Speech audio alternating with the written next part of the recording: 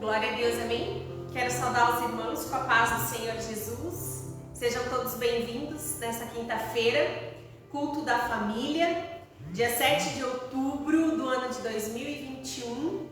Estamos no 10º mês desse ano e eu já quero aproveitar para convidar você que está aqui no templo, você que está assistindo a transmissão desse culto, que nesse próximo domingo nós vamos ter o culto de Santa Ceia. E você é convidado para estar aqui conosco na Santa Ceia presencial, para que nós possamos fazer em memória de Jesus aquilo que Ele nos falou, que Ele nos deixou essa missão para fazer aqui, né? Que era celebrar, que nós possamos estar aqui no domingo reunidos para lembrar a morte, mas a ressurreição de Jesus, que deu a vitória para as nossas vidas, amém?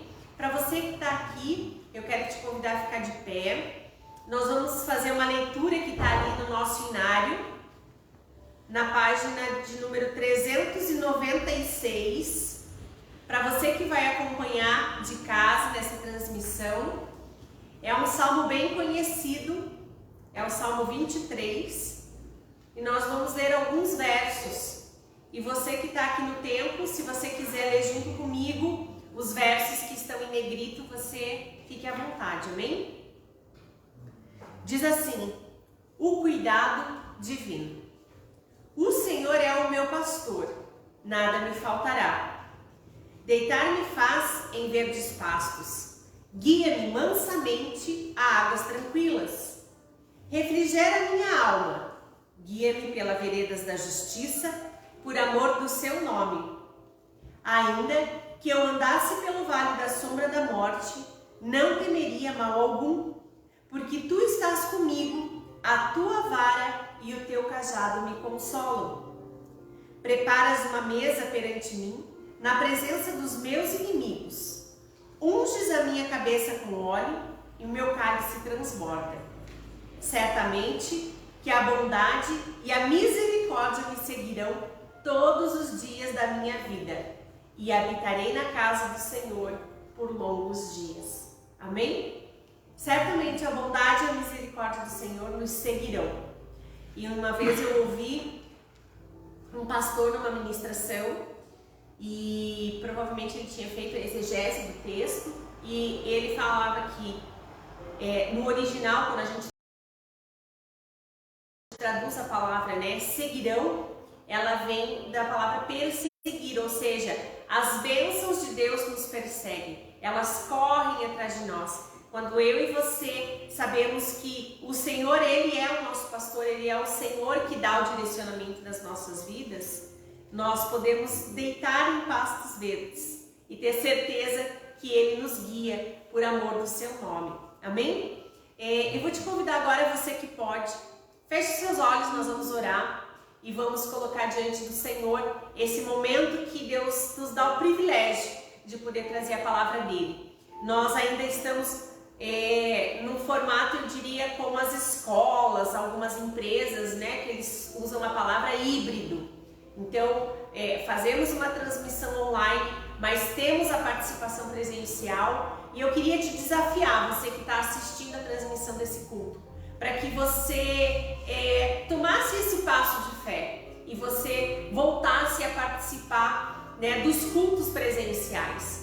O corpo de Cristo, ele se fortalece quando ele se reúne, quando ele se une em oração, e nós fomos obedientes durante todo esse tempo, que nós tivemos a questão da pandemia. Sabemos que ainda não está erradicada, mas temos vivido já os dias pós-pandemia. Então, que você se sinta convidado pelo Espírito Santo de Deus a sair do seu lar, a sair do seu trabalho, da sua casa e vir até o templo, para que a gente possa, em união, com o bom, com o alegre, com o suave. Que bom quando a gente se reúne como igreja, como irmãos.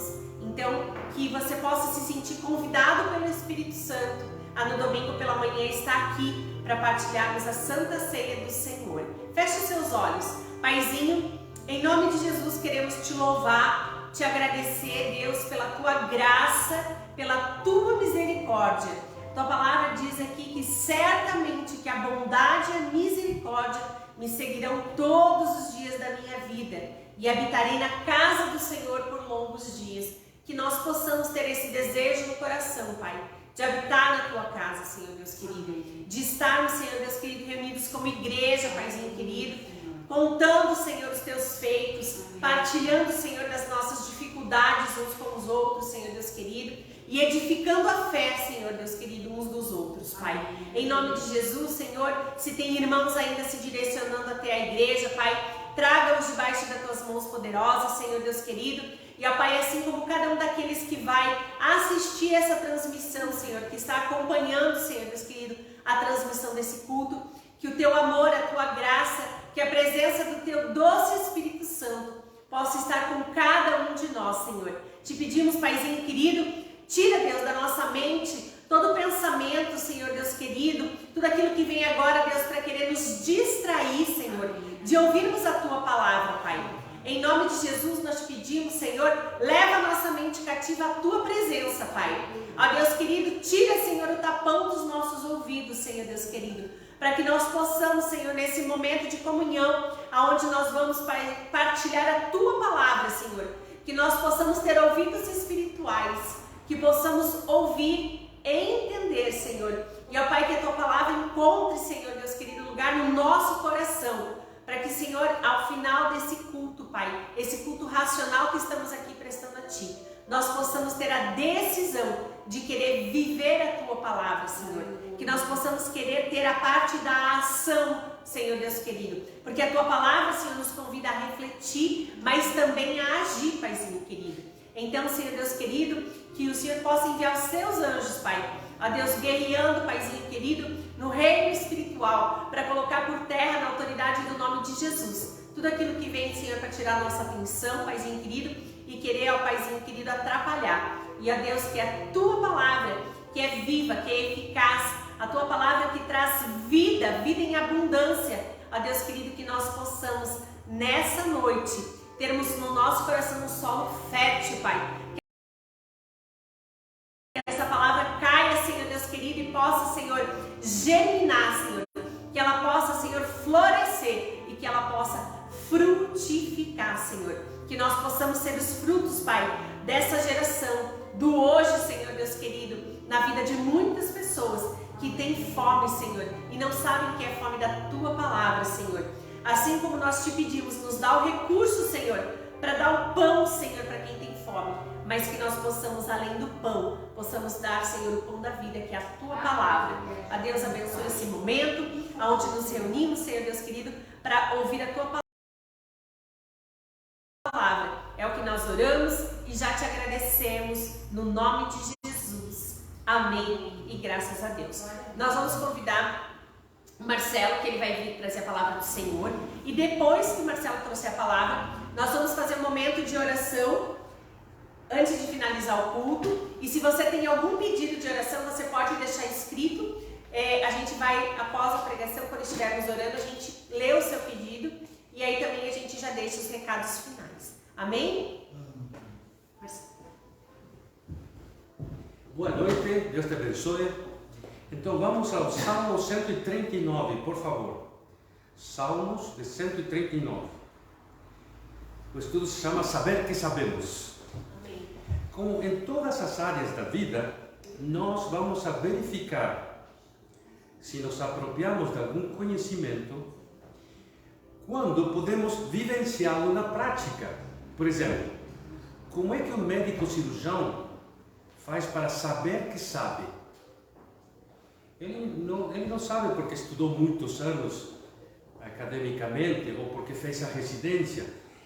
Quando ele pega o bisturi pela primeira vez e vai fazer a intervenção no paciente, aí ele vai descobrir.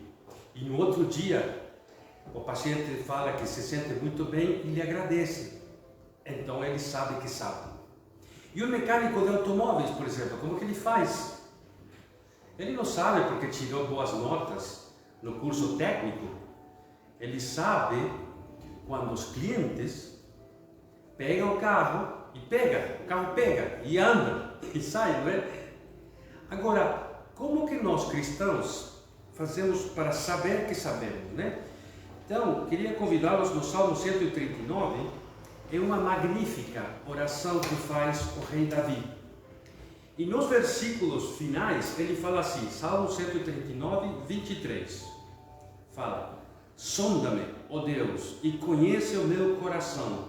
Prova-me e conhece os meus pensamentos. Né? A leitura isolada deste versículo pode nos induzir a pensar que Deus coloca testes e provas, e manda coisa para ver como a gente se sai, né? Mas, isso é mesmo o que está falando? Veja o que fala os 6 primeiros versículos do mesmo Salmo. Vou ler para vocês. Fala assim, Senhor, Tu me sondas, me conheces, sabes quando me assento e quando me levanto, de longe penetras os meus pensamentos, escudrinhas o meu andar e o meu deitar e conheces todos os meus caminhos. Ainda a palavra não me chegou à língua e Tu, Senhor, já a conheces toda. Tu me cercas por trás, por diante, sobre mim pões as mãos. Tal conhecimento é maravilhoso demais para mim e sobremodo elevado, não posso atingir. Deus não precisa testar ninguém, Ele não manda tentação, Ele não manda testes nem provas, porque diz a palavra que Ele conhece os segredos do coração. Em Salmos 44, 21 também diz isso. Nosso Pai sabe tudo acerca de nós. Ele é omnisciente, onipotente, omnipresente. Ele não manipula situações para testar ninguém, porque Ele é um Deus de absoluta bondade e de infinito amor. Agora veja o que Salmo, no versículo 24 fala. Davi, né? Orando a Deus. Vê se há em mim algum caminho mau e guia-me pelo caminho eterno. Se Deus conhece nossos corações em detalhe, então quem é que queria saber se o coração dele era conforme ao de Deus? Era o Davi. Era Davi que queria examinar para ter certeza de que tinha os pensamentos do seu coração alinhados em harmonia com a vontade de Deus. Este maravilhoso homem se derramou em oração ante Deus porque queria conhecer se seu coração ia guiá-lo para a verdade de Deus. Agora, o que chama atenção, sabe o que é? Que desta oração de Davi e de outras que estão em vários salmos com a mesma preocupação de Davi, é que Davi foi escolhido o rei do povo de Deus precisamente pelo seu coração. Vamos lembrar essa passagem maravilhosa que está em 1 Samuel 16. 1 Samuel 16, lembra quando os filhos de Jessé, chega Samuel à casa de Jessé, onde ia ungir o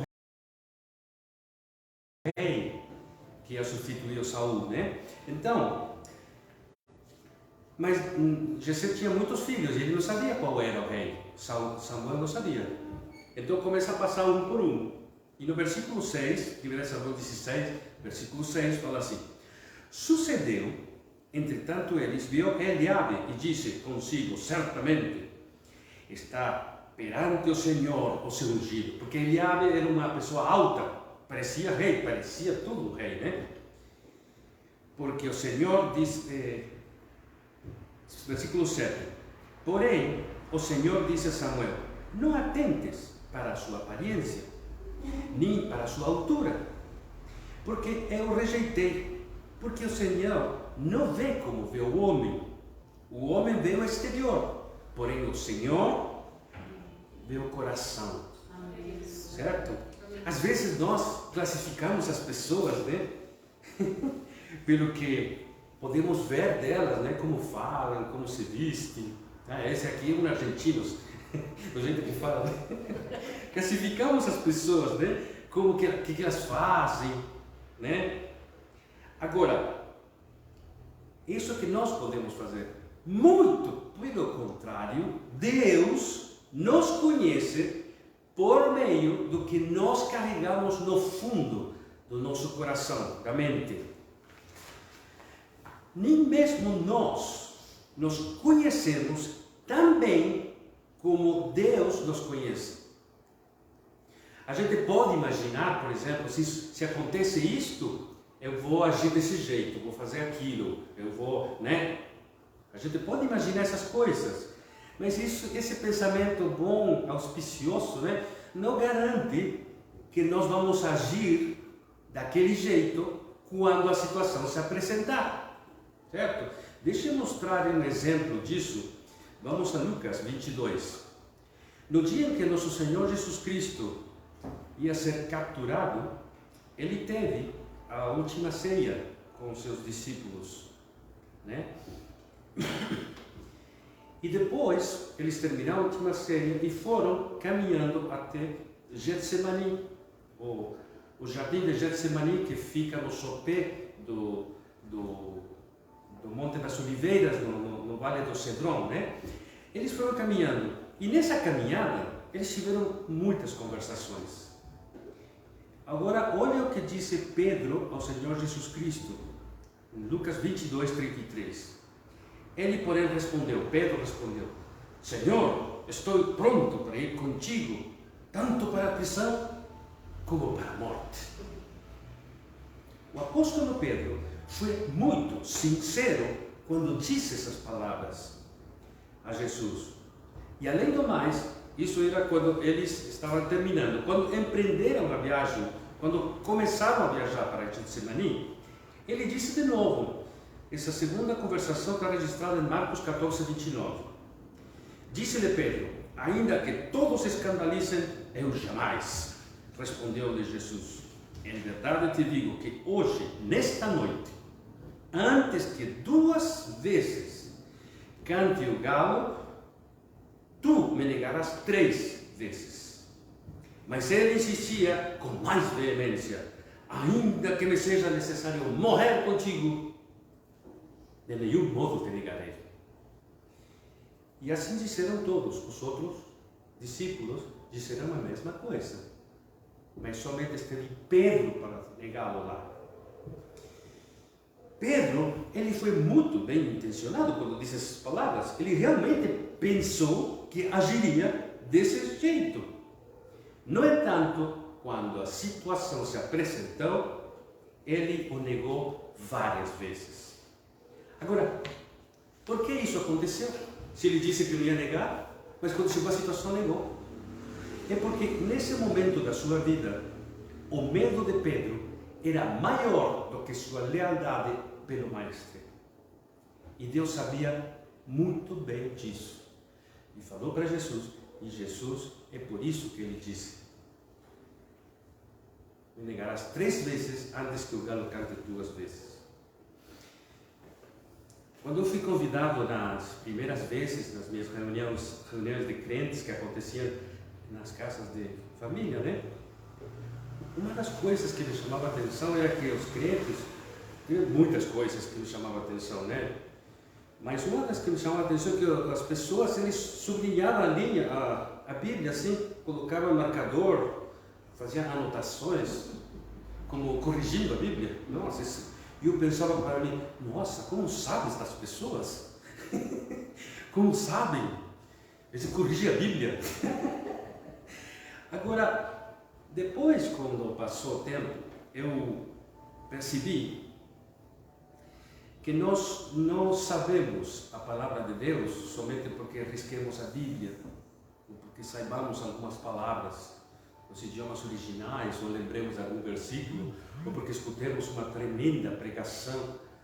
A gente não sabe a palavra de Deus. Logicamente, tudo isso é necessário para você entender o que está lendo, porque você não pode amar genuinamente alguma coisa que é inconsistente e não se entende. Mas nós sabemos quando andamos naquilo que fazemos. Deixa-me ler como Jesus explicou isto que eu estou falando em João 8, versículo 30. João 8, versículo 30. Fala assim: Jesus estava falando, né? O que ele sempre fazia, ele anunciava o reino de Deus, né? E ele anunciava seu nome. Ele era o rei do reino que está por vir. ele falava assim, Romanos 8:30, dita estas coisas, muitos creram nele. Está vendo? Não todos creram, só alguns creram. Porque ele fala, muitos creram nele. Todas as pessoas e alguns, que fala muitos, creram. Muito bem.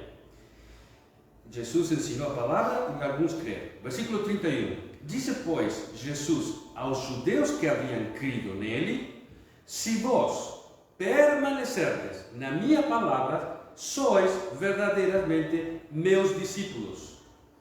Então Jesus se voltou para eles, para os que creram, né?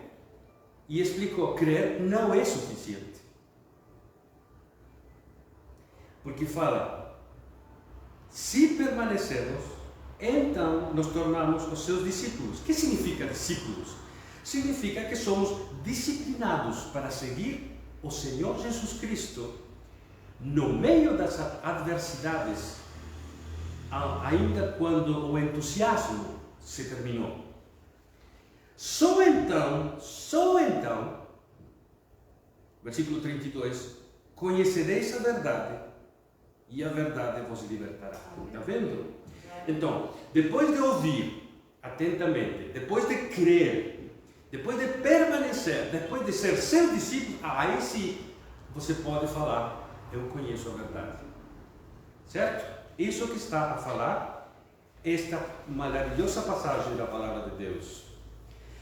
Então, se quisermos saber se conhecemos a verdade, devemos ter a certeza que estamos seguindo o Senhor Jesus Cristo. Ou seja, não temos que prestar muita atenção ao que lembramos da Bíblia. Temos que prestar atenção ao que estamos fazendo e ao que estamos falando. Se aquilo que fazemos e falamos é coerente com o que está escrito na palavra de Deus, então você pode se considerar um vitorioso. Vejamos outra explicação do Senhor Jesus Cristo. Lucas 6:43. Olha o que fala assim. Lucas 6:43. Não há árvore boa que dê mau fruto, mas tampouco árvore má que dê bom fruto. Porquanto cada árvore é conhecida pelo seu próprio fruto. Porque não se colhem figos de espinheiros, nem dos arroios se vendinham uvas. Muito lógico de Jesus Cristo, né?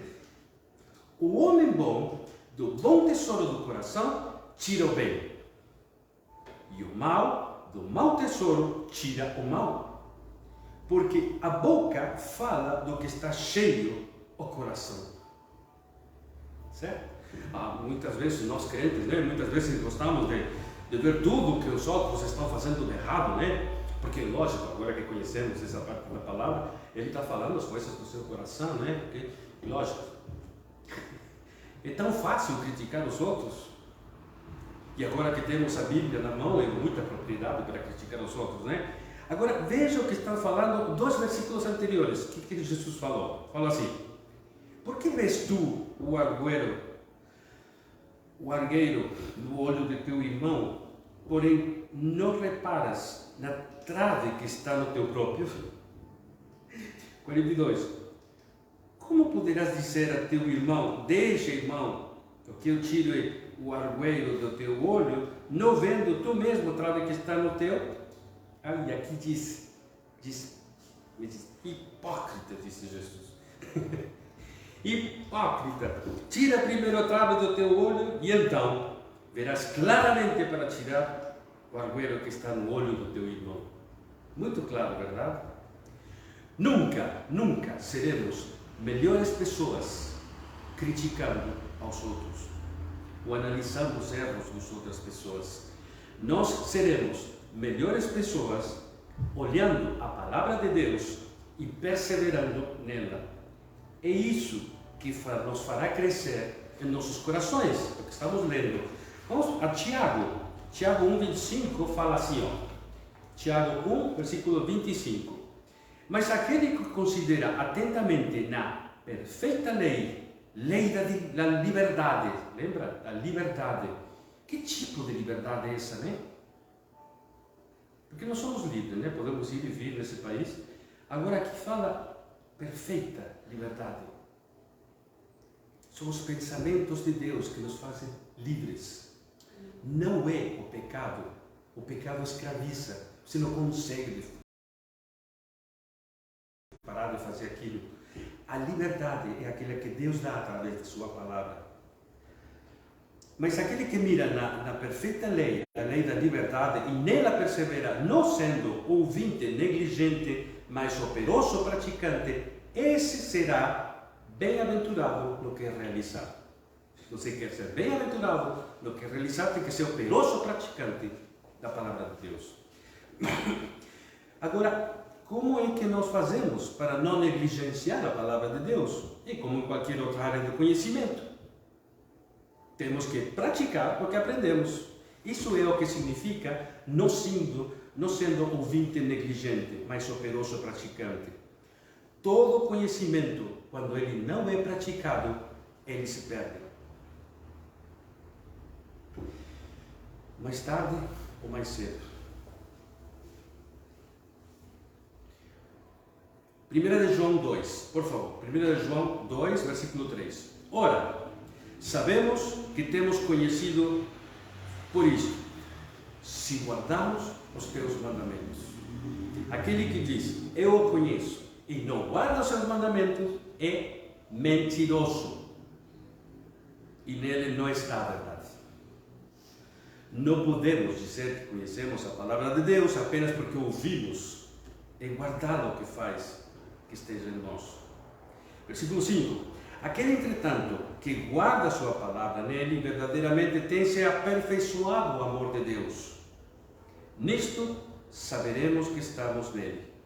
Aquele que diz que permanece nele, esse deve também andar como ele andou. Não pode ser mais claro e contundente esse versículo. Se o conhecimento que permanece na superfície do intelecto é inútil, não serve para nada, a menos que você o vivencie. Portanto, temos que ouvir o que estamos falando e ver o que estamos fazendo, até naquelas coisas que fazemos quando não tem ninguém por perto. Porque fique sabendo que sempre haverá pelo menos dois olhando o que você faz e o que você pensa na sua solidão. Deus e você. Certo? Então, de acordo com o que acabamos de ler, fazer a palavra de Deus tem recompensas, tem galardões, tem benefícios. E só fazendo uma conta do que nós fizemos, fala assim, seremos verdadeiramente livres, seremos bem-aventurados no que fazemos e o amor de Deus será aperfeiçoado em nós. Certo? O rei Davi não foi perfeito, ele não foi perfeito, mas ele se tornou alguém cujo coração estava de acordo com o coração de Deus. Assim como fala em Atos 12, 22, fala assim, achei Davi, filho de Jessé, homem segundo o meu coração, que fará toda a minha vontade. Ele tinha coração conforme o de Deus, porque ele sabia que ia fazer, ia agir de acordo com a vontade de Deus. Esse era Davi. Agora, nós seríamos capazes de fazer uma oração dessa? Seria?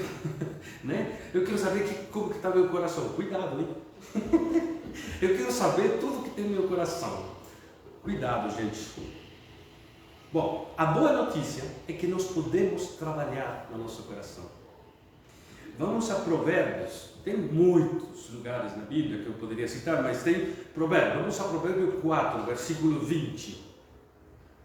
Provérbios 4, versículo 20. Fala assim: Filho meu, atenta para as minhas palavras, aos meus ensinamentos, inclina os ouvidos.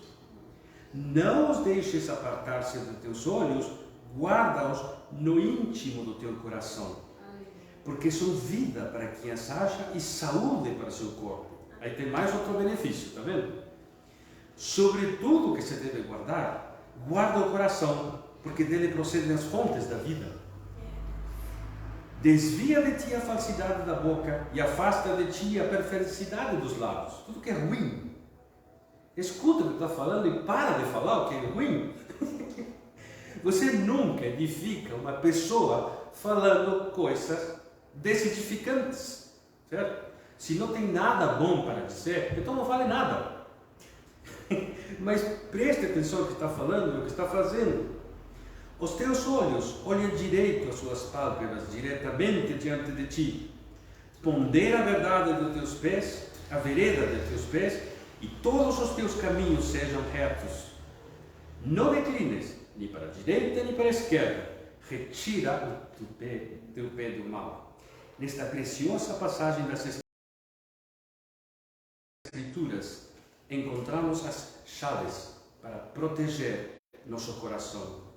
Em apenas 7 versículos, encontramos tudo o que é preciso fazer. Quer ver? Se você presta atenção no que acabamos de ler, você vai ver que aí tem uma roda. Tem uma roda com 4 quadrantes. Na roda com 4 quadrantes. No primeiro quadrante fala assim: a primeira ação é estar atento às suas palavras. Inclina o ouvido a seus ensinamentos e não as aparte os olhos deles. Certo? Então, a primeira ação, depois de sermos expostos à sabedoria de Deus, vem a segunda ação: guarda-os no meio do coração. A ele dá o motivo por que tem que fazer isso, porque dele procedem as fontes da vida. A vida flui do coração da nossa mente. A terceira ação é: como é que sabemos se nosso coração está sendo realmente fiel à palavra de Deus? Bom, pondera o caminho dos teus pés, é o que está escrito, para conferir se nosso andar é reto. O que significa ponderar?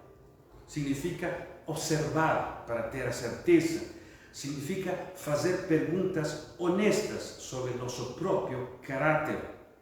Precisamos saber se estamos indo para a esquerda, para a direita, e prestar atenção para ver se o que dizemos e fazemos é consistente e coerente com o que aprendimos da palavra de Deus. Certo?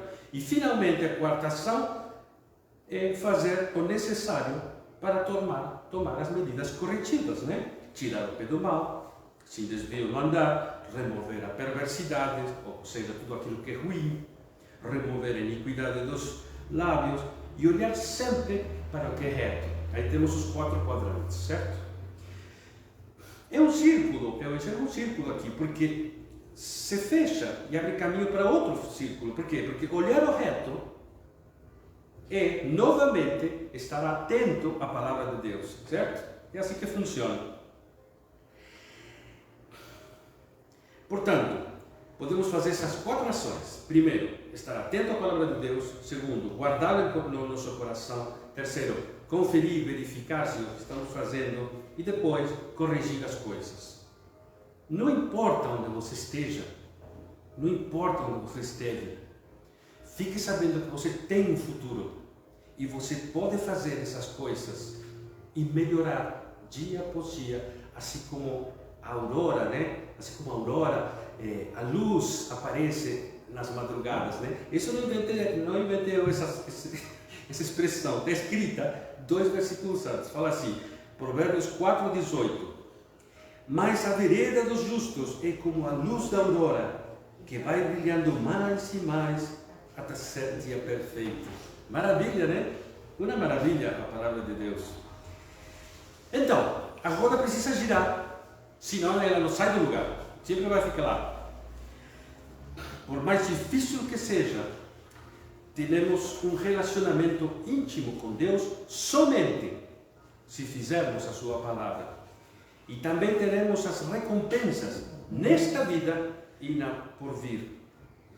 Nosso conhecimento não é dado por quanto ouvimos da palavra de Deus, mas por quanto da palavra de Deus estamos vivendo no cotidiano.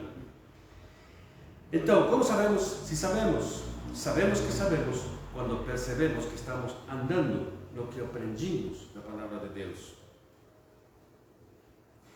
Efésios 5, versículo 15, fala assim: portanto, vede prudentemente como andeis, não como necios, sino como sábios, como tolos, né? Aqui não diz que devemos olhar prudentemente como andam os outros. Muitas vezes eu me acho, né, conversando com as pessoas, né, passa por frente da residência, aí você fica olhando naquela casa, aquele carro, olha, ele poderia investir melhor esse dinheiro, dar para o filho, fazer a faculdade, né? Aí você fica falando com as pessoas, conversando, você descumprimentou o cara, nem sabe quem que é, e já está resolvendo a vida financeira do vizinho, né? Barbaridade. Bom, aqui não diz que olhemos prudentemente aos outros, diz que olhemos nosso caminhar. Isso que diz Efésios 5,15. Agora, uma vez que você tem o levantamento do que você não gosta de você mesmo, por que você não tem uma reunião com Deus? Por que não fala para Ele? Esse é o tipo de oração que estava fazendo Davi. Certo? E é assim, todas essas pessoas que aparecem, que brilham pelos seus exemplos na palavra de Deus, esses heróis e heroínas da Bíblia, não eram perfeitos, não foram pessoas certinhas, eles erraram e eles tiveram que trabalhar muito, tiveram que se esforçar para levar adiante os propósitos de Deus. Voltando ao exemplo de Pedro, vamos a Atos 2:14. Voltamos ao exemplo de Pedro para não deixá-lo inacabado, certo? Quando negou, depois que ele morreu e ressuscitou, eles estavam trancados, com portas fechadas por medo dos judeus. Agora, o que nós vamos ler agora em Atos 2, versículo 14, aconteceu 50 dias depois daquele dia que ele o negou ao seu mestre. Em Atos 2, versículo 14, fala assim: então se levantou Pedro com os 11 e erguendo a voz, advertiu-lhes nesses termos: varões judeus e todos os habitantes de Jerusalém, tomai conhecimento disto e atentai a minhas palavras. Parece outra pessoa, né? Se passaram 52 dias se passaram, daquele momento até esse momento. O que foi que aconteceu? O único que aconteceu foi o dia de Pentecostes, naquele dia que eles receberam o Espírito Santo. E Pedro decidiu se levantar e erguer a sua voz aos judeus, e entre eles estavam aqueles que haviam crucificado o Senhor Jesus Cristo, e possivelmente naquelas pessoas também estavam aqueles a quem ele tinha negado o Senhor Jesus Cristo. Ele não estava possuído pelo Espírito Santo. Deus não faz isso, Deus não possui as pessoas. Pedro, ele entendeu o que tinha recebido e decidiu operá-lo. Ele colocou à prova o que tinha escutado tantas vezes do seu Senhor. E desta vez, ele pode comprovar a si mesmo que sua lealdade pelo Mestre era maior do que seu medo das pessoas que estavam aí. Se vocês continuam lendo o relato, o texto de Atos 2, você vai ver que naquele dia se converteram mais de 3.000 pessoas. O momento do recebimento do Espírito Santo foi na hora 9. Isso significa que mais ou menos o meio-dia. Do meio-dia até o final, só tem 12 horas, não tem 24, tem 12. E até o pôr do sol tem um pouco menos. Nesse período de tempo, mais de 3.000 pessoas se converteram ao cristianismo. Nunca antes, nunca depois disso, até hoje, um evento evangelístico desse porte aconteceu. Nunca. Somente aconteceu aquele dia. Porque Pedro decidiu erguer a voz. Ok? Enquanto trabalhamos com nós mesmos para descobrir se conhecemos a palavra de Deus e colocamos à prova o que sabemos, andando nas diferentes áreas de nossas vidas, nas finanças, no relacionamento, no trabalho, em todo lugar, né? Devemos ter em mente que há uma obra que se sobressai, se destaca por em cima das outras, em qualquer outra, que está nas Escrituras. Vamos a Hebreus capítulo 6, por favor. Hebreus capítulo 6. Uma das obras que Deus nos pede para a gente se envolver e fazer, do jeito que possamos. Hebreus 6, versículo 10.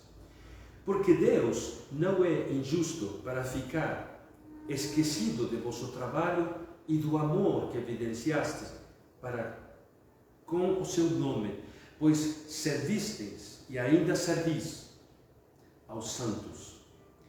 Desejamos, porém, continue cada um de vós mostrando até o fim a mesma diligência para a plena certeza da esperança, para que não vos torneis indolentes, mas imitadores de aquele que pela fé e pela longanimidade herdam as promessas. Deus não se esquece do trabalho de amor quando servimos aos outros. Ele deseja que cada um de nós continue demonstrando o comprometimento até a realização final e completa da sua esperança. As promessas são herdadas após a fé e a paciência. Está vendo? Então você tem a fé e a paciência. O que é paciência? Não é somente esperar. O tempo de qualquer jeito vai passar, sino da forma em que você espera. Com fé. Se hoje você olha para trás e se lembra de seus momentos difíceis, aqueles que você passou, e se considera vitorioso, é porque você resistiu com fé e com paciência e conseguiu provar a si mesmo o que você sabia de Deus. Hebreus 10, por favor, versículo 35. Não abandoneis, portanto, a vossa confiança. Ela tem grande galardão. Com efeito, tendes necessidade de perseverança, para que, havendo feito a vontade de Deus, alcanceis as promessas. Porque ainda dentro de pouco tempo, aquele que virá e não tardará. Que maravilha, como está escrito. Aquele que vem virá e não tardará, fala. Então, as recompensas estão sempre do outro lado das dificuldades. E as dificuldades se superam fazendo a vontade de Deus, com confiança e paciência. Nosso trabalho no Senhor nunca, jamais será em vão. Vamos, por favor, último versículo, Hebreus 12, um pouquinho mais na frente, versículo 1 e 2.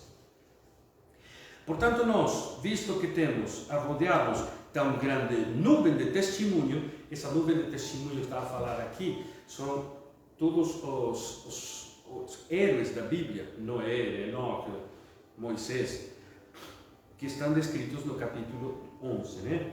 Essa grande nuvem de testemunhas, desembaraçando-nos de todo o peso do pecado que tenazmente nos assedia, corramos com perseverança a carreira que nos está proposta, olhando firmemente para o autor e consumador da fé, Jesus, o qual, em troca da alegria que lhe estava proposta, suportou a cruz, não fazendo caso da ignomínia, e está assentado à destra do trono de Deus.